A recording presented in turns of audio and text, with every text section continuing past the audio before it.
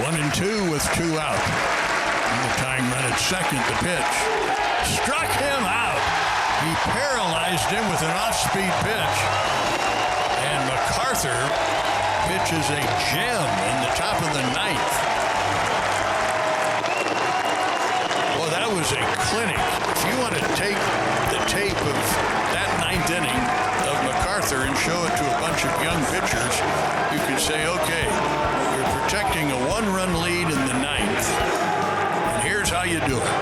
And it was classic. Your Kansas City Royals are back on the right track thanks to a wonderful 3-2 win over the Toronto Blue Jays Wednesday night in Kauffman Stadium. Welcome to the Royals Recap. My name is Jacob Milham. I am one half of the Royals Rundown podcast. If you aren't already doing it, you need to fix this. You need to go follow Royals Review on X and on Facebook at Royals Review. Plus, if you want more analysis, breakdowns, and commentaries on all things Kansas City Royals, go check out royalsreview.com. And you are missing out on a big contingent of Royals baseball fans if you don't join their comment community over there. You won't regret it. Make it happen today. But let's go ahead and talk about Wednesday night's win over the Toronto Blue Jays. Folks, your Kansas City Royals are sitting at 15-10. All right, they've won back-to-back games following that 3-game losing streak that they carried into the homestand. This is now their seventh best 25-game start in franchise history. So they're still on a good track, to say the least. All right, and I talked about this earlier on in the season. This is a team right now that is winning in a gritty way. Okay, they're grinding out wins at times. Not every win's going to be a blowout. That's all right in my eyes. You don't want every game to be a blowout. Sometimes winning these 1-run games is the difference between winning and losing. And I'm kind of surprised how often they've won these 3-run games. Listen to this. This is the 5th win that they have this season, right? Scoring 3 or fewer runs. All right, that is only one behind the Milwaukee Brewers for the most in the majors so far this season. And the Royals only had 7 such wins back in 2023. Okay, like this is the value behind having such great pitching, even when the lineup is they're not doing terrible, right? Like three runs I don't consider as a terrible night at the plate, but it's not what you expect. Okay, when your team is averaging nearly 4 runs scored per game, 3 runs is below average. It's a below average night. But the pitching stood up, especially when Alec Marsh went down, and they ground out a win. That's all that matters. In the last 19 games now since April 4th, those Royals relievers I was talking about, they have a 2.18 ERA. All right, and they just allowed 2 runs in 4 2/3 innings tonight. Okay, and those 2 runs were off of Angel Serpa. It was a very, very good night from the relief pitchers. Well, let's go and start off with tonight's starter, Alec Marsh. He has now pitched 12 scoreless innings since last allowing a run on April 13th against the New York Mets. Okay, he went 1-2-3 in the first. He had back-to-back 1-out hits in the fourth, so he wasn't perfect tonight, right? But he didn't allow a run. The most important part of keeping your team in the game. Unfortunately, he got pulled early on in the 5th after he got hit with a comebacker from Toronto Blue Jays debuting outfielder Addison Barger. He exited the game with what the Royals deemed as a right forearm contusion. So we will have to keep an ear out, keep the finger on the pulse, to see what happens with that, because he is a righty after all. That contusion is going to limit his ability to pitch. So if he hits the IL, there's going to be some questions that the Royals have to answer in a fairly quick way. Something that I was surprised to learn today after Marsh's good start. He's just allowed 1 home run this season in 26 2/3 innings. Okay, that was a major, and major does not begin to describe it. It was a problem for him last year. Okay, he had 16 home runs allowed in 74 1/3 innings. All right, so that's, if you don't have to do the math, I do it for you. It's 1.9 home runs every 9 innings. It's about double what you want from your starter, in my mind. Right now, he's sitting at 0.3 home runs over 9. That is a night and day difference, and I believe that it has been a crucial part in Marsh's success at the bottom of the Royals rotation. So I hope he has a quick recovery. I hope it's nothing serious, but we'll just have to wait and see. Salvador Perez, the team captain, had a great night in the lineup. He extended his on-base streak to 14 games. All right, he's hitting pretty good there, hitting 360 in those games with 14 RBIs. He had an RBI tonight, his 835th of his career. He is still chasing down Mike Sweeney for the 5th most in Royal history. That's something that we should be watching on the scoreboard. He just needs 2 more to match Sweeney's mark, so keep an eye out for that. Bobby Witt Jr., he was another crucial cog, of course, in the Royals lineup tonight.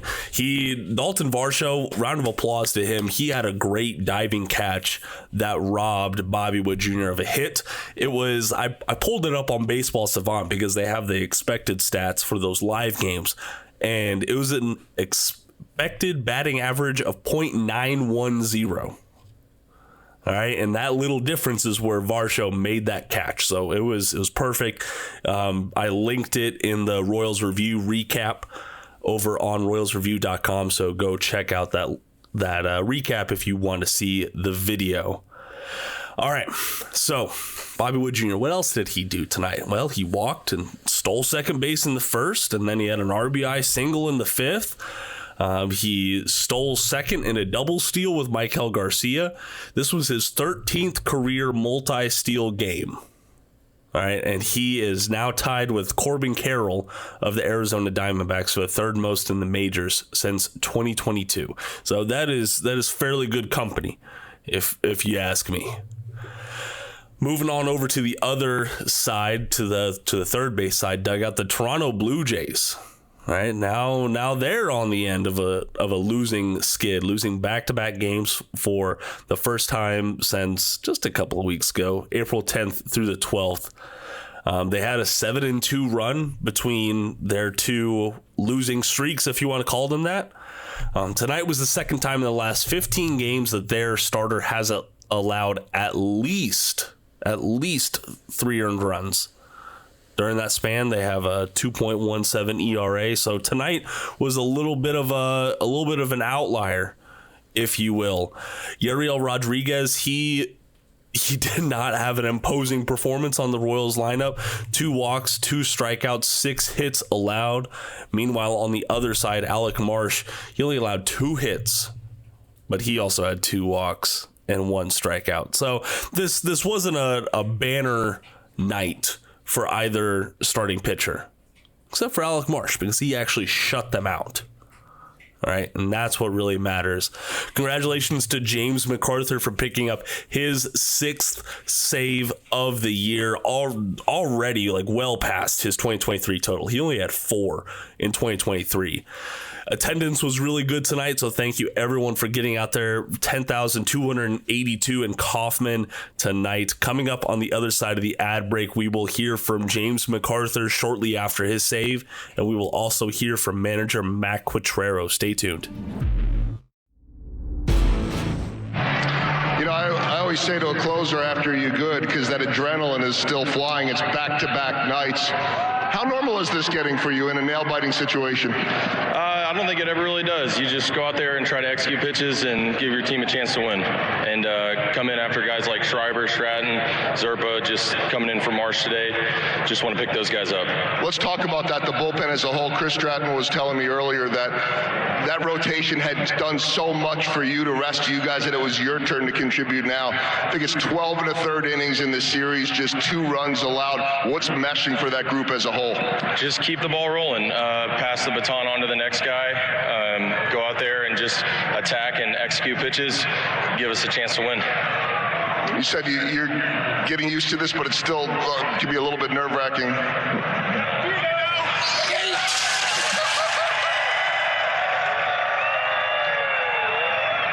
That's a nasty one. The general just said, that's a nasty one. The Swedish fish are back. I heard something that I'd never heard before. I don't know if it was MJ or Bobby yelling cappuccino, and there's a brown color to that one. There's definitely some brown going on right now. I don't know what it is, but I'm sure they're going to find out. All right, so, I mean, you said you never totally get used to it, but you got that adrenaline going. How do you prepare tonight versus last night? 2 innings last night, 1 tonight. How do you keep yourself fresh? I think you just rely on the training staff here, get some work done with those guys. They're great, and come out and just be ready to go if they call down there and be available for the team. In a 1-run game, no margin for error. You've been there now before, too. What's going through your head? Is it pitch by pitch? How are you navigating this? Definitely pitch by pitch, just one at a time, every single time out there, trying not to make it bigger than what it is. It's just baseball and trying to execute pitches and trust Salvi. They do a really good job preparing us before these games, so just relying on that. Overall, what do you like about this Royals team right now? You lost a few in a row and bounced right back with 2 wins. We got a lot of fight, super talented team, and we're just going to keep coming. You look as calm as can be right now. Go dry off, enjoy it with your teammates. We'll see you out here tomorrow. All right, thanks. All right, the General, James McArthur, guys.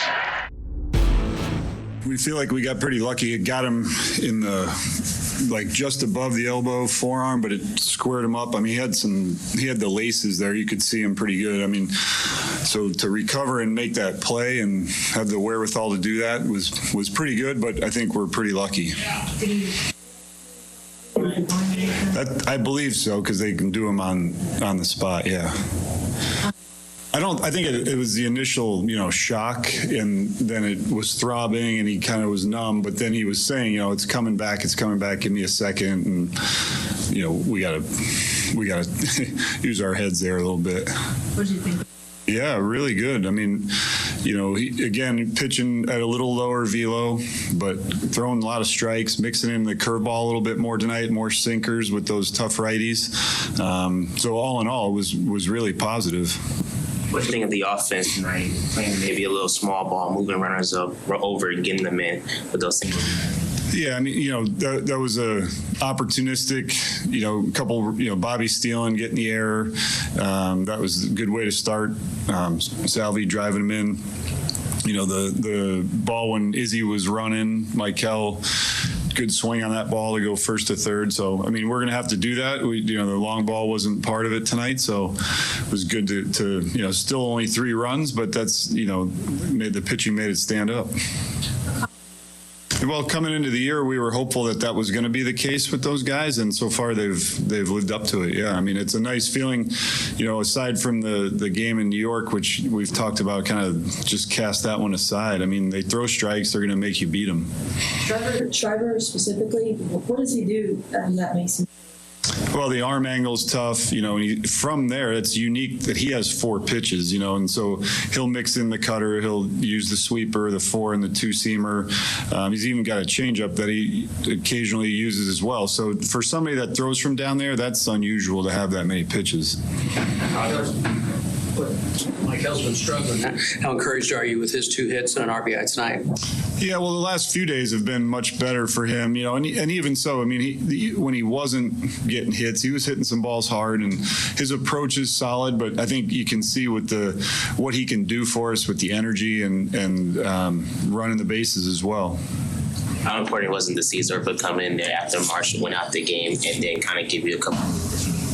Well, it's extremely important. I mean, again, we're dealing with a 2-1 lead, and 2-0 when he comes in, 2-1, he's got to keep it there. We have no margin for error, and we're confident in him. All right, y'all, that is going to do it for tonight's Royals recap. There is going to be a great game to finish off this series tomorrow. We have Cole Reagans taking the bump, facing off against Jose Berrios of the Toronto Blue Jays. First pitch is at 1:10 p.m. Kauffman Standard Time, so don't miss it. You can check that out on Bally Sports Kansas City or on 610 Sports Radio with Denny Matthews, Jake Eisenberg, and Steve Stewart. That is my preferred way of taking in an afternoon game, especially if I'm still stuck at work. So thank you everyone out there for listening. Make sure to go check out RoyalsReview.com in the morning for the Royals rumblings. I am Jacob Milham, and until next time, go Royals.